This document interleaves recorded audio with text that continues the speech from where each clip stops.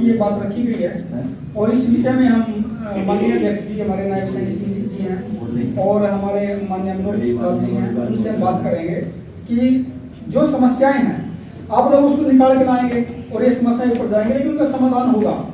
और वो समस्याएं यदि वहां तक पहुंचती हैं सही प्रकार से पहुंचेंगी।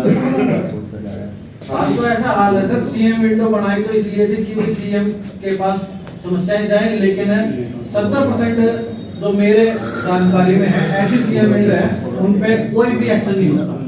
लेकिन पिछले 70 सालों के अंदर मैं 70 सालों की बात कर रहा सर, जब से सुनिए आप बात सुनिए। पिछले 70 सालों से जो नौकरियों में भर्तियां की थी, भर्तियों के घोटाले जो हुए थे, वो सारा खामियाजा हमें उसका खामियाजा भुगतना पड़ रहा है।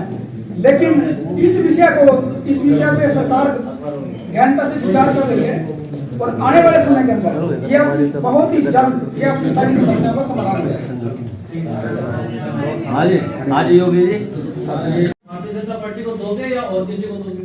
देखिए, मैं आपको कहना चाहता हूँ, अब मैं आपसे एक बात कहना चाहता हूँ कि पहले बात करें, आप हरियाणा में रहते हैं, आपके मुख्यमंत्री माननीय मनोहर लाल खट्टर जी, मैं आपसे पूछना चाहता हूँ क्या उस व्यक्ति पर 1 रुपए का दाग है? एक भी घोटाले में उनका नाम हो, मैं सीना ठोक के कहता हूँ कि मनोहर लाल जैसा ईमानदार व्यक्ति यदि कोई दूसरा हरियाणा प्रदेश के अंदर मुख्यमंत्री बना तो आप बताइए, 1 रुपए का दाग भी उस व्यक्ति को बताइए।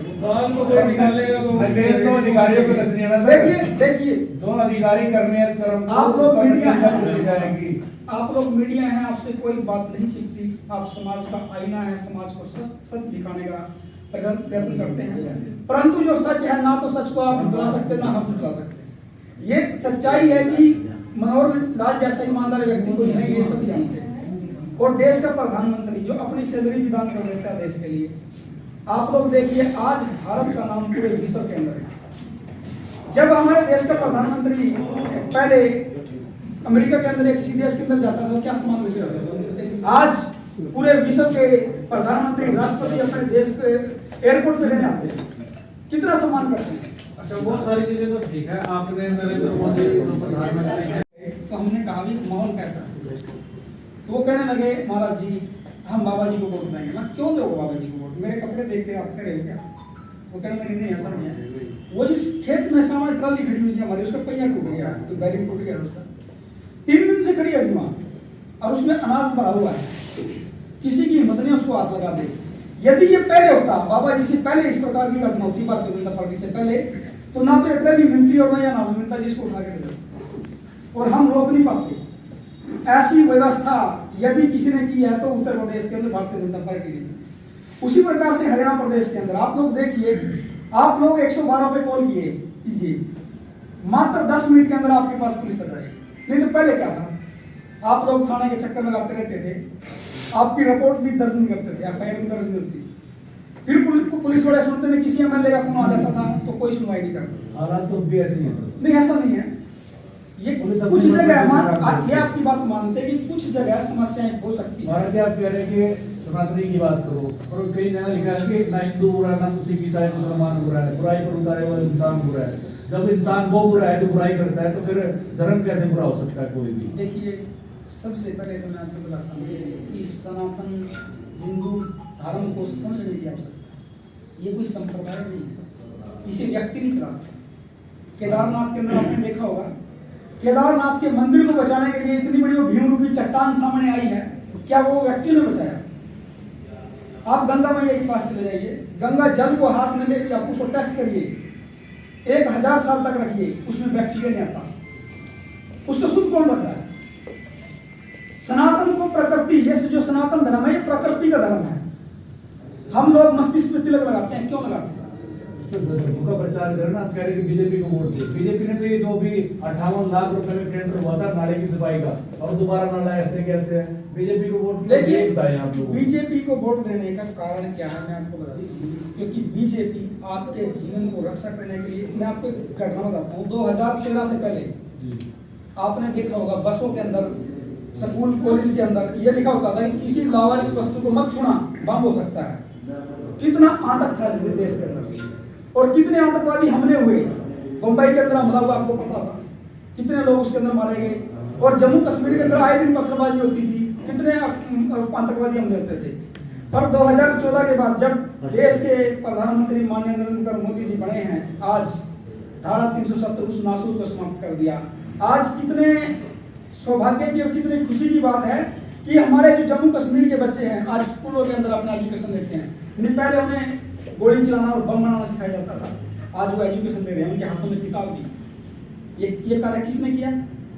भारतीय जनता पार्टी ने। अच्छा सर, जो सारे और जल्द ही समस्या का समाधान होगा और उनके पूरे परिवार से मिल करके हमने उनको ये आश्वासन भी दिया था और इस विषय में हमने बात को आगे बढ़ाया है। पहले काम हुआ या ना हुआ हम इस विषय पे नहीं जाना चाहते, लेकिन हम ये कहते हैं कि अभी हमने जब माननीय मुख्यमंत्री जी से बात करी इस विषय पे और ये बहुत ही जल्द आप इसका परिणाम देखेंगे। अच्छा, अभी आपने सनातनी मतलब हिंदू योगी वाहिनी की जो टीम है वो हर गांव में जाके जो सनातनी का जो प्रचार करेंगे, तो ये चुनावी साल में करोगे या जो पूरे 5 साल हुए हैं उसमें कितना किया आप लोगों ने और अब कितना करोगे वो बता। देखिए, हम लोग प्रचार शुरू से करते हैं। मैं 8 वर्ष की जैसे आपने आह्वान किया कि भाई सभी के सभी जब तक चुनाव नहीं होगा, क्या चुनाव के बाद लोग सनातनी नहीं रहेंगे या उनको बताना जरूरी नहीं होगा या चुनाव ही मेन मुद्दा है? देखिए, मैं 8 वर्ष की आयु से सनातनी हिंदू संस्कृति के लिए कार्य कर रहा हूँ। तब से मैंने भगवत धारण किया है और अपना पूरा जीवन भगवान के लिए तपाया है। मैं बाबा गोरखनाथ जी की आराधना करता हूँ और सनातन हिंदू संस्कृति के लिए बाबा गोरखनाथ जी ने शुरू से ही कार्य किया। जब सनातन हिंदू धर्म पे कोई संकट, कोई खतरा मंडराया या कोई संकट इस पे आया, उसको समाप्त करने के लिए बाबा गोरखनाथ जी ने अपनी शक्ति के साथ उसको समाप्त किया और इसी कार्य को लेकर बढ़ते हुए ये हमारे जीवन का लक्ष्य है। ऐसा नहीं है कि चुनावी एजेंडा है, परंतु देश को, समाज को चलाने के लिए राजनीतिक पार्टियों की और राजनीतिक क्षेत्र की आवश्यकता होती है। और यदि हम एक अच्छा राजा, संतसूर राजा चुनते हैं, तो हमारा, आप लोग ये अच्छी प्रकार से जानते हैं कि हमारे नितिन गडकरी जी ने आज पूरे भारतवर्ष के अंदर आप सड़कों का निर्माण देख सकते हैं। आप देख सकते हैं कि प्रत्येक स्टेट के अंदर सड़कों के निर्माण का कार्य चला हुआ है। आप देख सकते हैं कि हमारे धार्मिक स्थान, चाहे हरिद्वार हो या अपने जो 4 धाम की यात्रा भी आप कर सकते हो, वैष्णो माता में चले जाओ, जाने की सुविधा भारतीय जनता पार्टी ने की। पूरे देश को, पूरे प्रत्येक गांव को एक दूसरे के साथ जोड़ने का जो काम कर रहे हैं, सड़क निर्माण का जो कार्य कर रहे हैं, आप लोगों के सामने। एजुकेशन के क्षेत्र में अभी सरकार बदलाव लेके आई है और जैसे जिस प्रकार से हमें हमारे बच्चों को पहले पढ़ाया जाता था, हमारा जो एजुकेशन सिस्टम था, और education system is very decide and rotten, हमारा जो गंदा और भद्दा सिस्टम बना के रख दिया था, उसको सुधारने का काम भारतीय जनता पार्टी ने किया। उसी प्रकार से ये जो हमारा एजेंडा है, चुनावी एजेंडा नहीं है। हम लोग राजनीति नहीं करते, परंतु राजनीति प्रत्येक व्यक्ति के जीवन को प्रभावित करती है। आप लोग इसी प्रकार से जानते हो, यदि राजा अच्छा होगा, आपका एमएलए, एमपी, मुख्यमंत्री, प्रधानमंत्री यदि जनता की सेवा करने वाला होगा, तो इस प्रकार से जैसे 10 सालों के अंदर देश के अंदर कार्य हुए हैं, नहीं तो पिछले 70 सालों से आपने देखा होगा, आप कभी हरिद्वार गए हो तो आपने सड़क निर्माण देखा होगा। उत्तर प्रदेश के अंदर बाबा योगी आदित्यनाथ जी महाराज जी आए हैं, आपने देखा होगा। शाम के समय वहां पर बहन बेटी का निकलना कितना मुश्किल होता था। मैं एक गांव की बात आपके सामने